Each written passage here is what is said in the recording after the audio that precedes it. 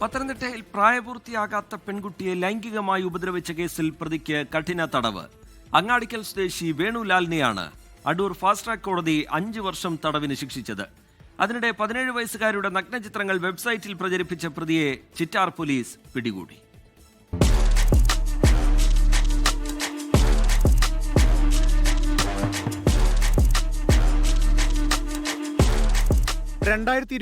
May 11 പെൺകുട്ടിയുടെ അച്ഛന്റെ വീട്ടിൽ ജോലിക്കെത്തിയ പ്രതി പ്രായപൂർത്തിയാകാത്ത പെൺകുട്ടിയെ ലൈംഗികമായി ഉപദ്രവിക്കുകയായിരുന്നു.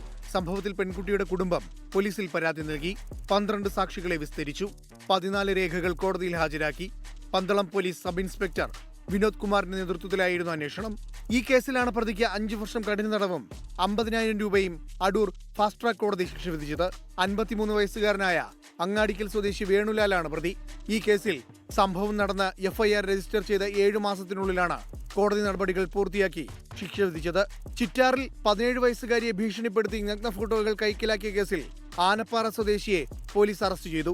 20 വയസ്സുകാരനായ രാഹുൽ മധുവാണ് പ്രതി. പെൺകുട്ടിയുമായി അടുപ്പത്തിലാകുകയും പിന്നീട് നഗ്ന ഫോട്ടോകൾ വാങ്ങിയ ശേഷം വെബ്സൈറ്റിൽ പ്രചരിപ്പിക്കുകയുമായിരുന്നു. പെൺകുട്ടിയെ ഭീഷണിപ്പെടുത്തി പ്രതി പണം ആവശ്യപ്പെട്ടതായും പോലീസ് പറഞ്ഞു. ചിറ്റാർ പോലീസ് ഇൻസ്പെക്ടർ സുരേഷ് കുമാറിന്റെ നേതൃത്വത്തിലുള്ള സംഘമാണ് പ്രതിയെ പിടികൂടിയത്. കോടതിയിൽ ഹാജരാക്കിയ പ്രതിയെ റിമാൻഡ് ചെയ്തു.